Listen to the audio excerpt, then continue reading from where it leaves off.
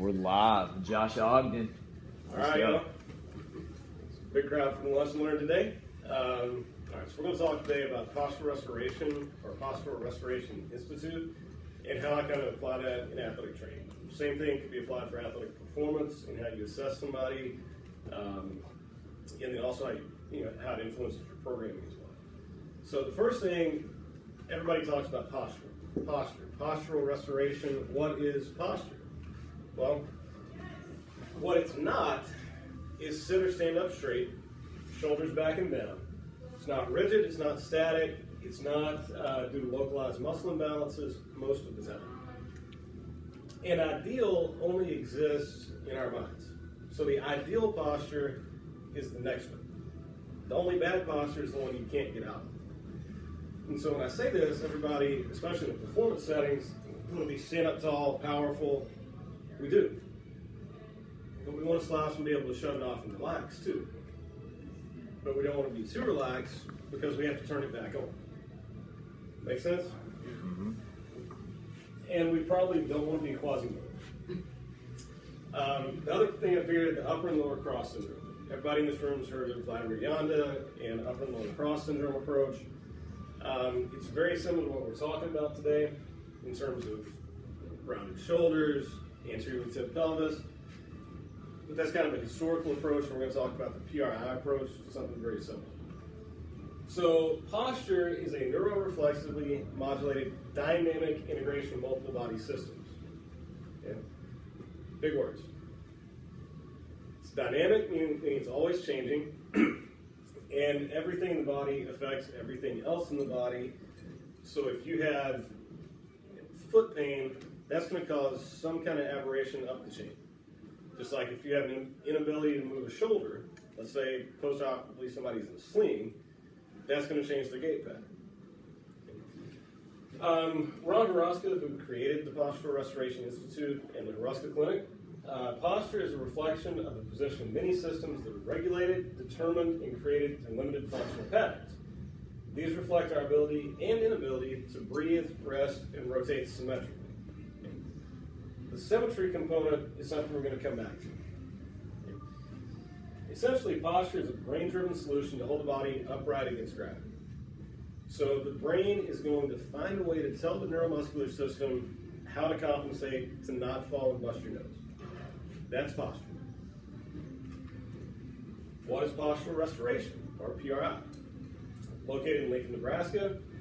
Mission is to explore postural adaptations and asymmetries. There's the symmetry thing again, and their influence on the polyarticular chains of the body.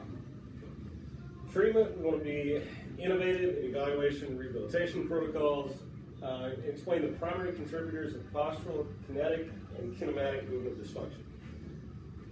So, translated to English, we recognize the asymmetrical nature of the human body. Okay? We develop treatment programs that address these asymmetries and minimize. And then everybody is different, but every body is basically the same. So that's the statement where a lot of people mishear and misunderstand what PRI is going for. I know some colleagues across the Big 12 that have gotten up and left a presentation when that statement was made. Everybody's different, but everybody's the same. We're going to talk about why that is here in just a second. Right and left sides of the body are not the same. This is PRI really harps on this approach, but it is objective anatomical science. And my sound effect doesn't even work. We have a nice little M&M. Oh wait, he didn't just say what I think he did he? Better when Marshall says it. But essentially in the body, the diaphragm is different right to left. Okay? We have a heart more on the left, a liver on the right. Lungs are different, and the brain hemispheres are even different. Then in cranial anatomy, the left is typically a little bit anterior to the right. So asymmetry from the top down and from the bottom up. Okay. What causes it? Asymmetrical systems of the body. Talked about it some, we'll talk about it a little bit more. But these are present within the first weeks of embryonic development.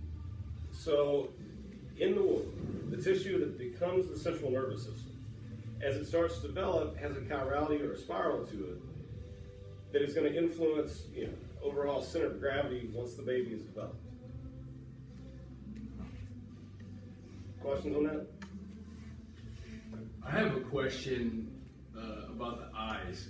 So Okay. are the eyes, there's asymmetry there too, right? Typically, yes. A little bit in terms of volume, and also the muscle pull on the eyes. Right. Because postural aberrations, basically the eyes are going to give the vast majority of your sensory influence. Right. And if you have some kind of asymmetry in posture, the eyes are trying to correct and find that center of gravity. So the shear stress from the ocular muscles is going to be a little bit different. Causes of asymmetry, patterns, habits of daily life. Pretty sure everybody in this room drives on the left side of your car. Even in Canada? Okay. Even in Canada. Even in Canada. Is it cars? When we don't drive outside. So the way we get in and out of our cars, the way the way most houses are constructed, the things we use in the office. Since this is largely an athletic training presentation, I always use the example of left-handed scissors. They exist, but nobody has them. And then just society in general, the institutions, facilities that we use every day. Even something as simple as like you look in this building. Which way do you turn to flush? I mean, even the way that stuff's designed. And then behavioral and mental. So what we're presented is cool, and I pick on LL Cool J because he's pretty much every picture you find of the guy. We're going to talk about left AIC pattern and what he's doing, but that's essentially what he's doing is burying himself into that pattern every time he stands. And then also our breathing patterns. We'll talk about that more in detail also.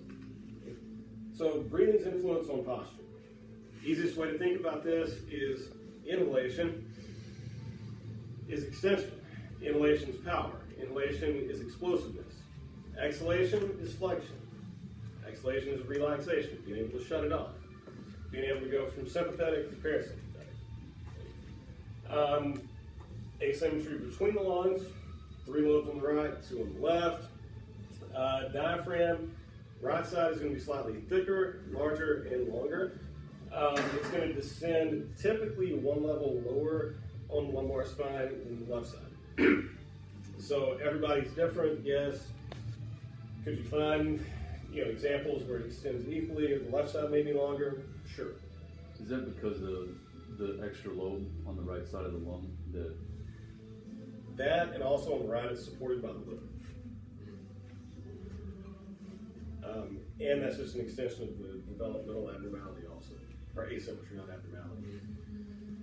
So the vast majority of humans, that diaphragm is going to extend 1 level lower on the right. I'll talk in just a second about why that matters. So right side supported by the liver. Inhalation, the diaphragm pulls inferiorly, creates negative pressure, air comes into our lungs. Exhalation, in an ideal world, the transverse abdominis, internal obliques will fire, pull the rib cage down, force exhale. Diaphragm should dome up. So influence on posture. In PRI, we talk about what's called a zone of apposition. That's apposition with an A. And what that is the anterior part of the diaphragm, where it comes down and attaches inside of the rib cage. Those two should be congruent. Okay? If that's not the case, and we're dealing with something like this, where the diaphragm is flattened out because we've lost internal obliques, we've lost the zone of apposition.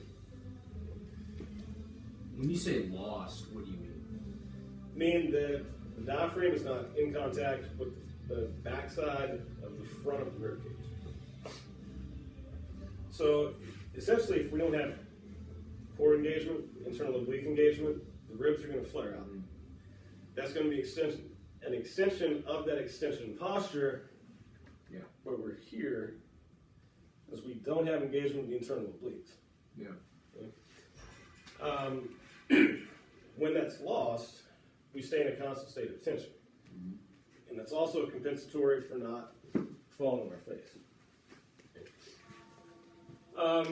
We can get this back with a full exhale and pause. So in PRI, we use balloons or some manual techniques.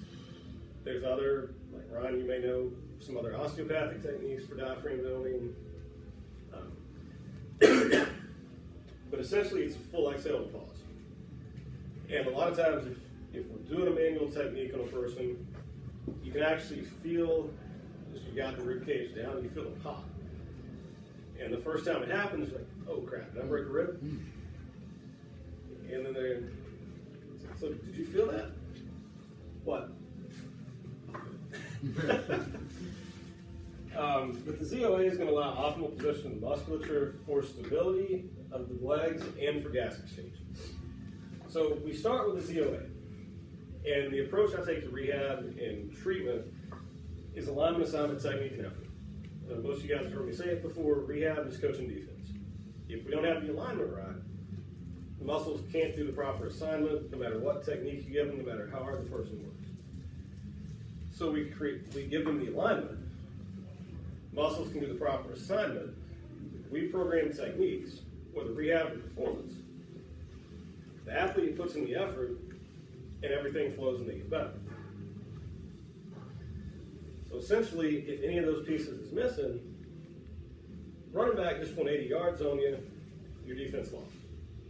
So all those pieces have to be in place. So in PRI, we talk about polyarticular chains. I know a lot of you guys have probably read anatomy trains, similar concepts where we talk about multi-joint approach to treatment. In PRI specifically, polyarticular means having or affecting many joints. Crosses a whole lot of different joints. The anatomy trains approach would be the fascial sleeves, like spiral back line, front lines, those kind of things. In the brachial chain, we have the SCM, scalenes, Simpson's fascia, deltoids, pecs, anterior and lateral intercostals, triangularis sterni, and the diaphragm. So basically, the brachial chain is everything from the diaphragm, or about T8 up. Then we talk about the left anterior chain, so essentially from the diaphragm down.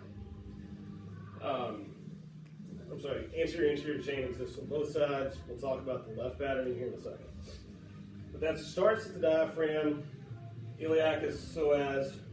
Here's where we get into the diaphragm and how that affects lumbar spine. TFL, vastus lateralis, biceps femoris. The posterior exterior chain is everything down the backside.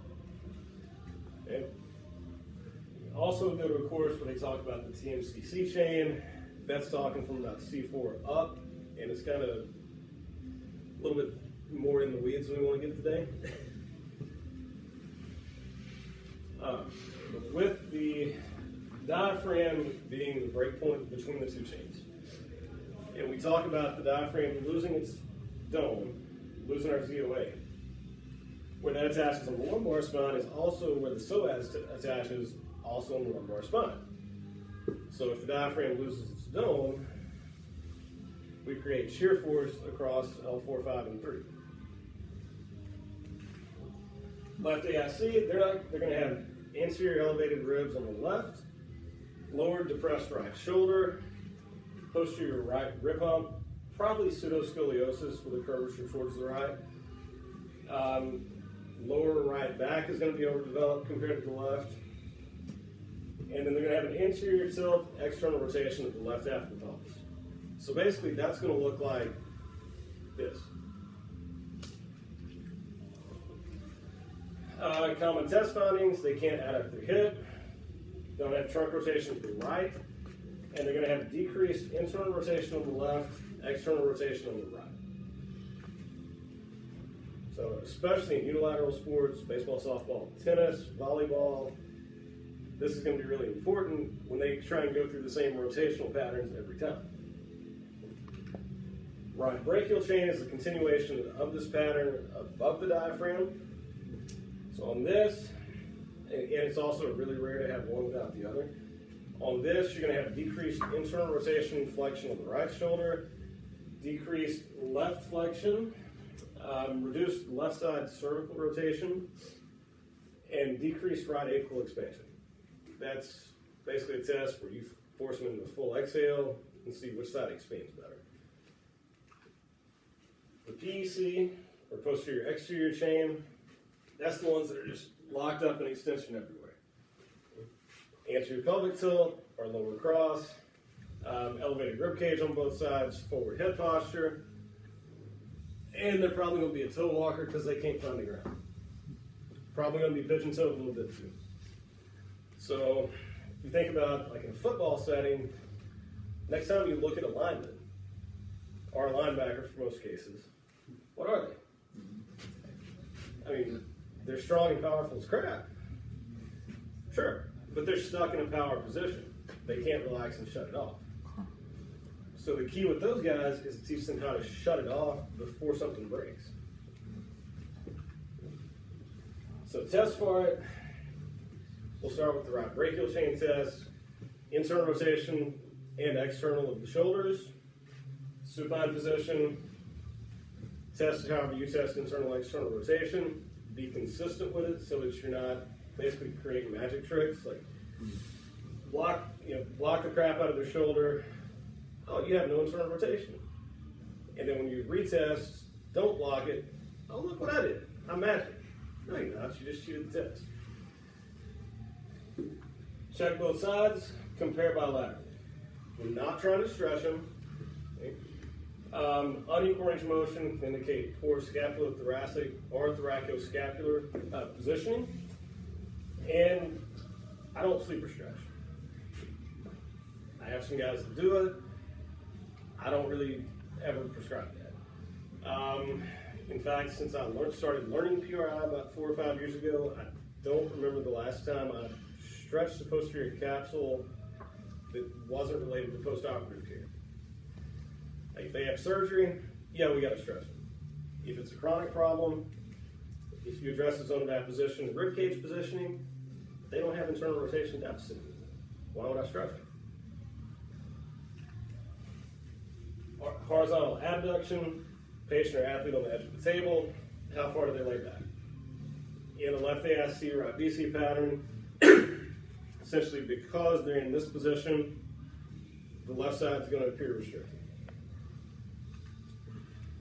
Apical expansion, I honestly don't do this one a lot, largely because my guys tend to think it's weird. Okay, so this guy's going to push on my rib cage all the way out. Tell me to pause, pause, pause, and then breathe in. What you're going to find in a right BC pattern is the right upper chest is going to be restricted because, again, they're locked in this position. In the PEC position, both sides will be restricted because they're so locked up in general. Trunk rotation, I usually do supine hook lying. You can do seated. Don't recommend doing standing. The seated is a little bit more of an integrated test. Basically, they're laid on the table. I stabilize the ribs because I'm looking T8 and below. How far do they rotate to the right and then to the left? You can use a ruler to measure this. You can use a tape measure, or you can just do a visual inspection of that's 50 degrees, that's 50 degrees. They're pretty easy. Adduction drop test. This is a modified overs. Okay. Ryan is the physical therapist in the room. I'll single you out here. When Dr. Over wrote his first paper on the test that has his name in 1936, what was it correlated to? Activated stiffness, tightness, or CFL? IT-band CFL in relation to low back pain. So Dr. Over was actually a back surgeon. And somewhere in the last 70 years, we've correlated Over's test to lateral knee pain. His original paper correlated to what he called lame back syndrome. So IT-band CFL tightness in relation to low back pain. Just throwing it out there. Adduction drop test is a modified Over's test. So side lying 90-90 position, swing that leg out. Can they drop it across midline? What we want to do on these, we make sure we stabilize the pelvis so that they're not hiking it up or down or rolling it forward. But basically, when I get them in that, from that 90-90 position, can I bring them out? And then can they cross midline? in the left ASC pattern, you're going to check the right, and it's going to just drop right to the table. You're going to check the left, and you can sit there and eat your lunch off of it because it's going to be as stiff as that table. PEC pattern, both sides are going to be that stiff. This is not an indication of IT band tightness as much as it's an indication of hip positioning. So as the hips come, yeah. Does it matter how much hip extension you put them in, or you keep them in neutral? Or? Ideally neutral. If you take somebody that's really locked into their pattern, if you're going to try this on me, I can't get in position for it. As you go to put them into the test position, they're going to arch into extension. So that'd be a failed test or negative, positive test before you even tried it.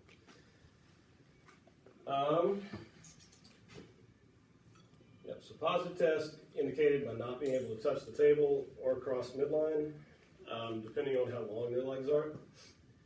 Because as we think about it, as the pelvis rotates forward, typically the femur is going to internally rotate under that pelvis. As the pelvis comes forward and externally rotates, compresses the SI at the back, anterior tip, external rotation. Well, the compensation for that, the femur is going to do this. So it's already positioned in a way that it can't really go any further.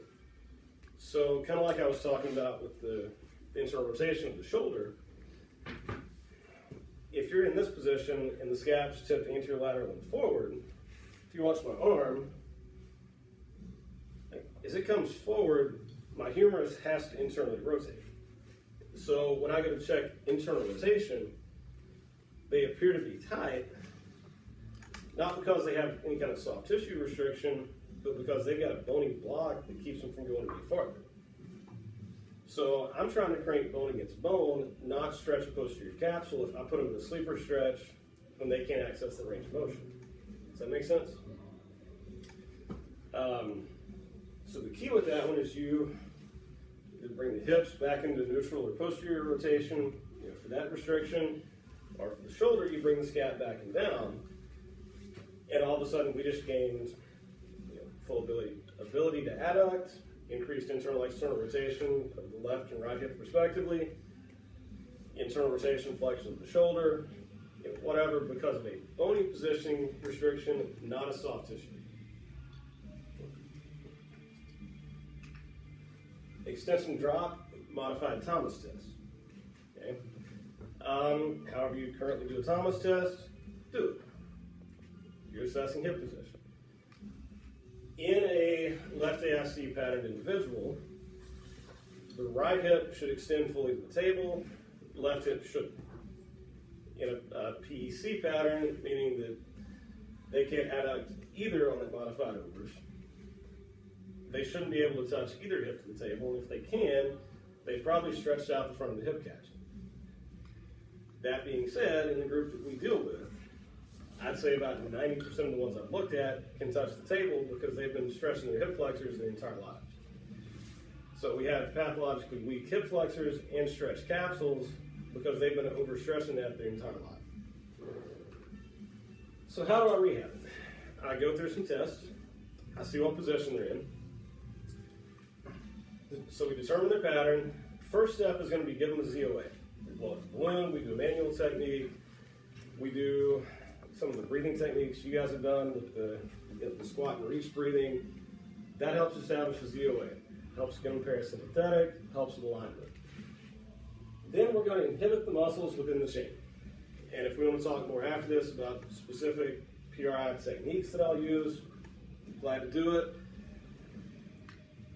For our purposes, you inhibit the hypertonic muscles with whatever tools that you have in your toolbox, and then we facilitate the hypotonic. Okay? So if that's,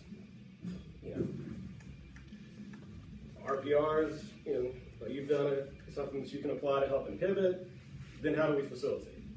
Do we jump immediately to a squat rack, or do we do some kind of regression and build them back up? We gradually progress from supine to quadruped to standing, but you always have to consider gravity, because what got him into that positioning in the first place is their body's compensation against gravity and how their brain has told their body to not fall and bust their nose. So if we get them into what PRI would call neutral, which is neutral pelvis, rib cage down, Ios and TAs engaged, great. But if their body doesn't know how to handle the load, as soon as we put them back under a squat bar, we just put them right back into their pattern. So you activate the sympathetic nervous system. I'm toned up, I'm not going to fall. Okay? So we have to gradually progress them back. One of the ways I do this is supine hook line, to half seated supported, half seated unsupported, and in standing techniques where even if I'm doing a shoulder rehab, there may be a hamstring activation, slide board with a hamstring activation before we do that. Because we're trying to teach them from the ground up. We want to maintain neutral pelvis, neutral rib cage, then work on what we're trying to facilitate. We'll skip over the sample program in the interest of time. So where to learn more?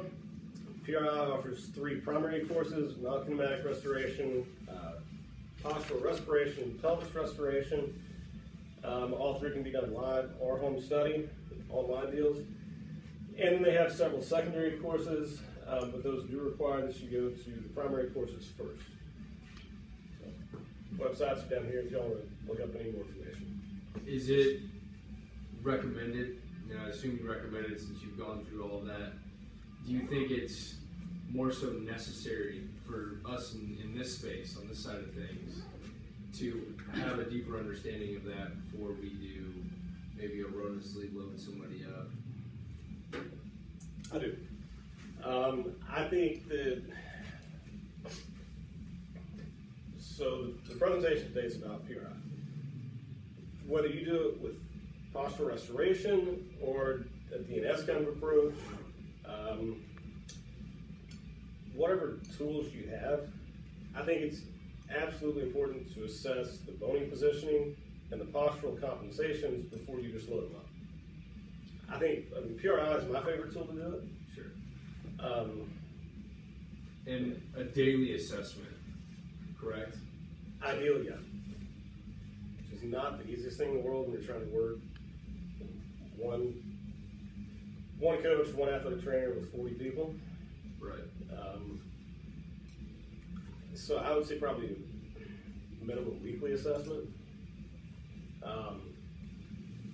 And the thing you're going to find, because we're working in athletics, so in an ideal world, if we could shut them down for 6 weeks and progress through levels of techniques and get them neutral, alternating, and reciprocal, where they can do everything equally side to side, we can minimize those asymmetrical influences, that'd be awesome.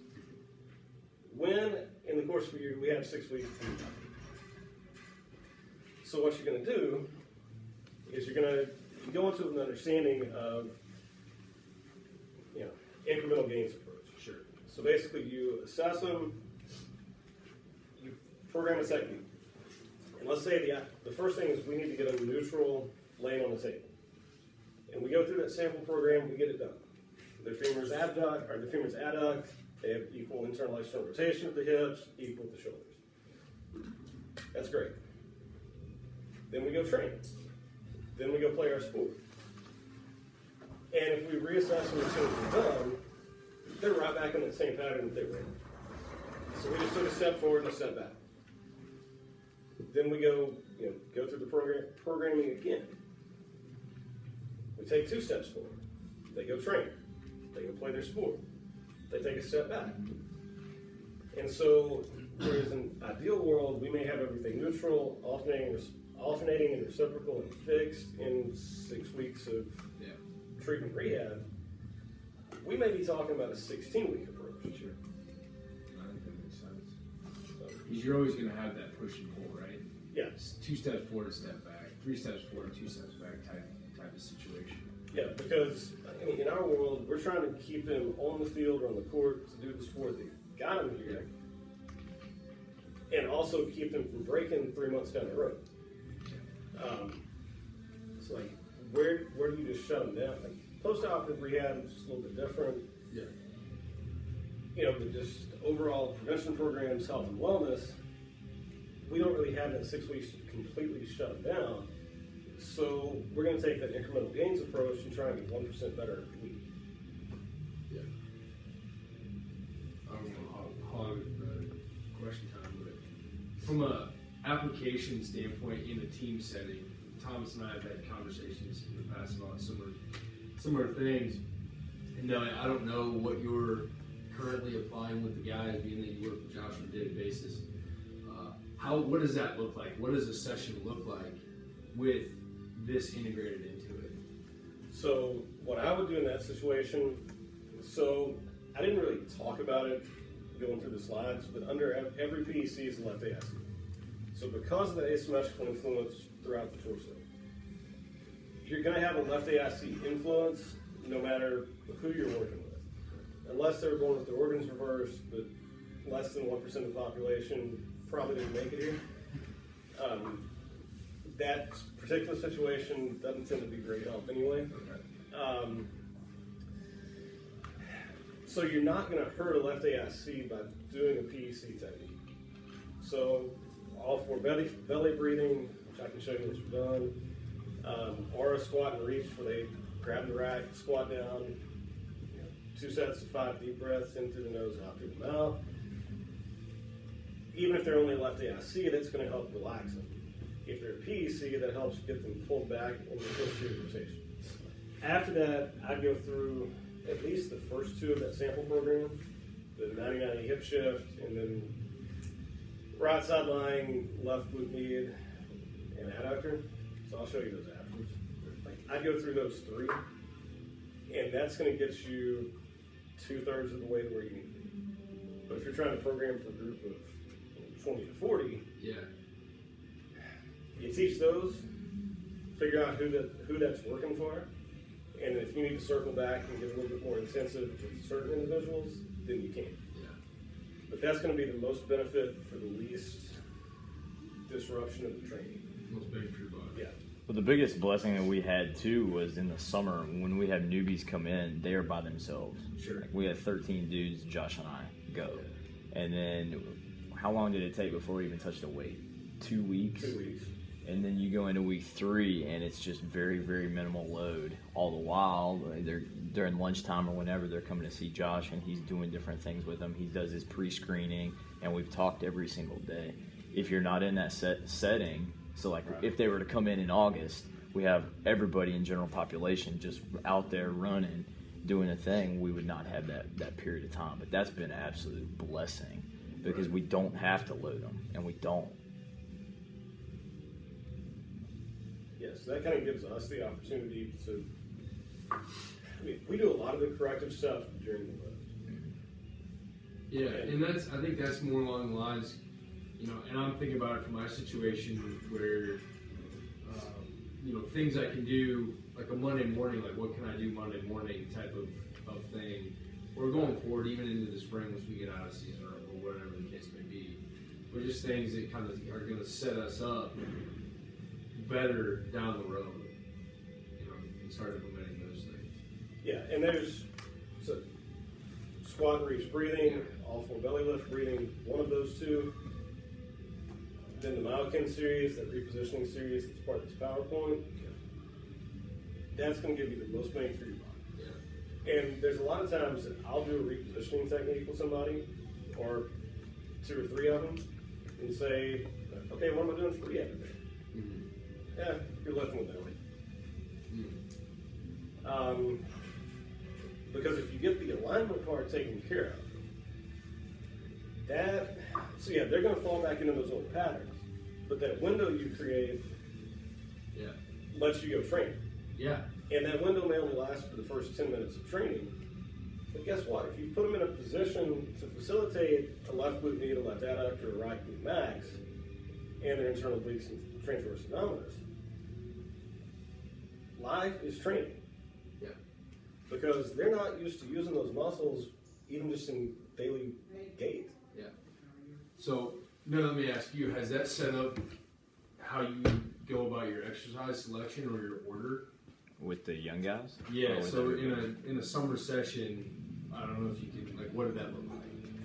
Yeah, I think it's just having conversations with him, pulling certain guys out. I mean, we had one particular guy that did not even touch a weight all summer, and he just worked with him one-on-one during the actual thing, during the actual session. Like the hour and a half, 2 hours we were with him throughout a day. Impacting exercise order, not really. Not really. Even now, I mean, we'll put it in the end, put it in a superset, but we do have a very old team, so we can just be like, get this done at some point today. And we can kind of trust them to do that. But it hasn't really impacted order at all, I don't think. Is it order important? So I could let it impact order, or we could, but when we look at it from the exercise science approach, you want to go power, strength, accessory, essentially. Mm-hmm. You want to train power first. Sure. And so, is that the best approach to get them out of their pattern? Maybe not, because I've been up here talking about extension is power. Mm-hmm. That's true. But they also need to train power first, because if you train the accessories first, then they won't be able to produce the power.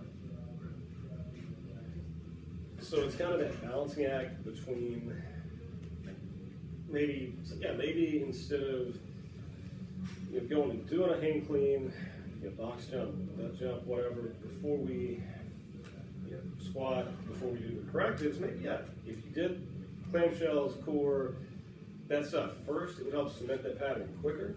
Yeah. But if they're healthy and we're trying to prevent something in the future, then we make them a better athlete. Yeah, I get you. It may make them a safer athlete in that moment, but did we make them better on the court or on the field? And so that's where I kind of look at it from the incremental gains of, if we get them 1% better this week, and then we do that 52 times throughout the year, they're 52% better. Yeah. No. Last 2 weeks off for Christmas, so they're 50% better. And then you do that for 2 years, and then for 4 years. And so it's like they're playing their sport at the level that got them here. Yeah. And they're capable of playing their sport. We're trying to ensure that they do it even more safely than they've been doing it, for the next 3 to 4 years. Yeah. That makes sense. Like you're talking about 1 or 2 techniques to do before you start a lift. And Thomas, you've seen some of the courses, or done some of the courses. You may have some input on this too. One thing I found is a lot of times I'll do a repositioning series with somebody and then say, all right, what am I going to free hand? I go lift. Yeah, I've heard you say that. And then they come back and say, God, that's not sore. Yeah. Like they find that they're sore. Have you seen that before? Where they're sore in places they've never been sore. Like crazy in myself, because I always do like 2 or 3 for me before I lift, and I'll get so sore in the left groin. Like if I'm gonna squat, I do my 3 exercises, and then I'll spend the next day. I didn't even realize it, because if I haven't done it for the last 2 weeks or whatever. I noticed that a lot, a little in the glutes, but really in the adductors. And the other thing I've started doing more too, because of knowing that, is like in the warm up, I'll do that like Copenhagen side plank, the Copenhagen hip lift, whatever people are calling it now, with the top foot, and that just to get the adductors even before I go squat. That's something I've really noticed. That's not isometric hold. Yeah, the side plank with the top foot on a bench. Yeah, I don't call it that, but And that's Duffin calls it the Copenhagen hip Yeah, lift. no, I think that's what it is called. But Yeah, it's in the literature. That's what it's called. Yeah. Copenhagen hip hold or hip lift, something like that. Yeah. I guess we should say Copenhagen. No, I just call it like. I call it skull. Now is this Copenhagen in relation to a pork tobacco? This is in relation to the city of Denmark. Not to be confused. That kind of. Yeah. No, I mean the way I got into this, I had an athlete that had hip surgery 18 months, 16 months before. And it was before I took over baseball, so I kind of took over his care towards the end of it. First third of the season, he's fine. One day he just walks off the mound, hips killing. week 6, 7 weeks of rehab with all the traditional stuff that I've ever been taught. Yeah. And we're, burying in 15, 20 exercises a day, trying to get this glutes going. And finally, we saw a doctor and PT for an unrelated issue with the kid. That night, I emailed the PT, and I'm like, hey, I don't know what he told you about his hip, but we've been hammering this thing. We're getting worse. Do you have anything for me? And he sent me back the Malkin series. I sent the athlete a message, said, hey, we're changing the rehab up. He shows up at his scheduled time. This is what am I doing? Man, you can read as well as I can. I don't have a clue what this stuff is. 3 days later was his first day off of rehab, except when the team was gone. Yeah. In about 7 or 8 weeks, because he was so sore in his groins and adductor, groins and glute, that he could barely walk, much less do a rehab program. Right. Maybe there's something to this. And then, we progressed the program based off the stuff this PT sent me. And 2 weeks later, his hip's not hurting. Yeah. And we're starting to see a glute grow. And we're starting to see a quad that's not atrophied anymore. But we got that positioning. I know now it's because we got the positioning right, where you can actually facilitate those muscles. Yeah. That's all. That's so yeah. So, next step. I'm jacked up, ready to go learn about this stuff. What do I go do? Go to the website and Go to this buy all the website, home click study on this courses? link. Yeah, take the Myokin home course. Myokin home course. Okay. Yeah. That's the most bang for your buck. This is probably the best one for upper extremity athletes. The postural. Postural respiration. Yeah, respiration. Yeah. Pelvis, I've done it home study and live at this point, and it is very, very technical. Just overall, or the home study versus the live? Both. Okay. Yeah. So just overall. Yeah, so if you need to get into the level of learning about pubis rectalis, pubis coccygeus, that kind of stuff,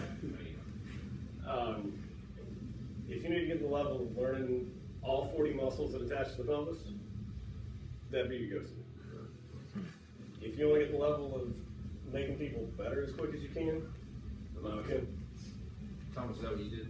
Yeah, I've done Myokin and postural respiration, but I did Myokin first like 2.5 years ago, and the first time you take it, it's a whole other language. Sure. Like Yeah. you'll already have more than I did because of what we just had. Like you're trying to figure out the difference between AFIR and FAIR, and whoever giving the course is talking, you're sitting there going, I don't know what you're talking about yet. So I took that one, took a lot of notes, and then I took postural respiration not that long ago. I watched the course, but I took the course, and since I spoke the language, I was just sitting there like, oh, I know this, oh, this makes sense. But I would say Myokin's the way to start, because you just worry about the pelvis, and that's all that really matters at first. Yeah, the biggest difference between those two, so Myokin basically includes the femurs. Pelvis is just focused on the pelvis. And like you said, the biggest, what I would call barrier to entry, is the language. Yeah. Because it is pretty tight. Yeah. And I mean, probably has to be. they break it down to the point of femoroacetabular rotation underneath acetabulo-femoral rotation. So if you have acetabulo-femoral external rotation, you have femoral-acetabular internal rotation. Yeah. I sat through a talk. I don't know if you dabbled in like the Gray Institute stuff or not. So I sat through a presentation when I went to a seminar in Austin. They're talking about econcentric and all this other stuff. Yeah. I know that's a whole nother, that's not PRI, but I mean, the shoulder gets even better because if you're talking about internal external rotation of the rib cage, and what I'm talking about with this left ASC, right BC pattern, so you have thoracoscapular external rotation, scapulothoracic internal, which is going to give you glenohumeral internal rotation with humeroclino internal rotation under. Did you just have like a model of the shoulder at your desk as you're going through, just like watch everything move? It would have been better. Yeah, That's how I learned organic chemistry. That's the way to do it. If you have a skeleton there, you just I move got it. one. So, yeah, I got bones in the shop here. I specifically didn't get into that level of terminology for this presentation Sure. because that's where, you know, Man, I eat it up. and it teaches you to think in 3D. Yeah. Because I'm sorry, but we do a really crappy job in this country of teaching anatomy. At least in athletic training and most of the exercise performance programs I've been around. Yeah. At least in PT school, you do gross anatomy. That was one of my favorite undergrad classes for the undergrad level. Yeah. We teach it by looking at a book and maybe cutting up a shark. Yeah.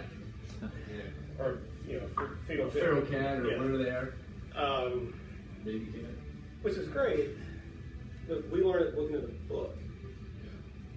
And that's not how it works because a compensation in a sagittal plane affects a frontal that doesn't even let you get to a transverse.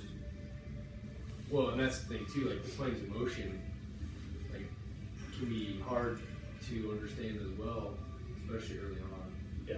If you don't think in that way. Yeah. I mean, summary version of programming, frontal, sagittal, transverse. You own the frontal plane, teach them sagittal, then they can start using the transverse.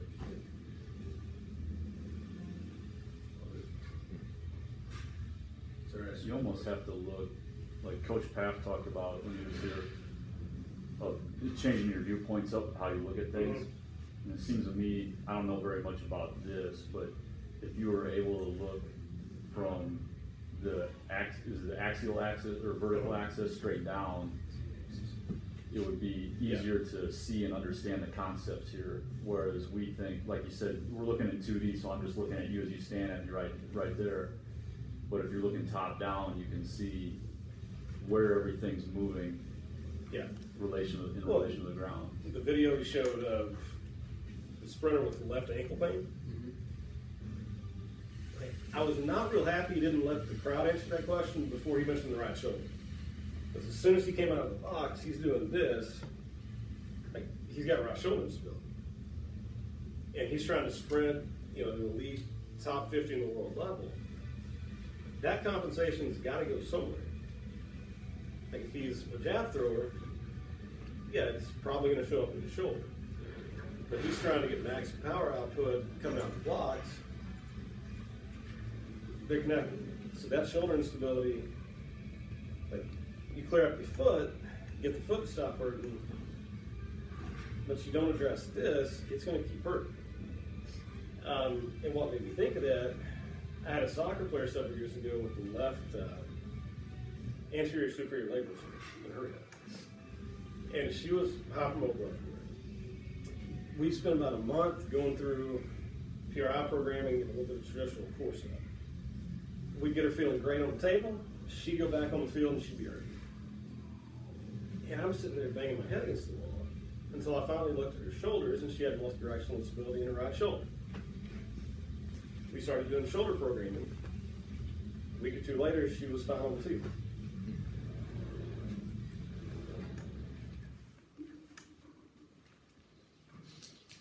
This is good stuff, man. Appreciate it. I know we've gone way over the budget of time, but It's all good. Not long enough. We got it recorded too, so we can kind of go back and do some different things with it, and that's awesome. all right.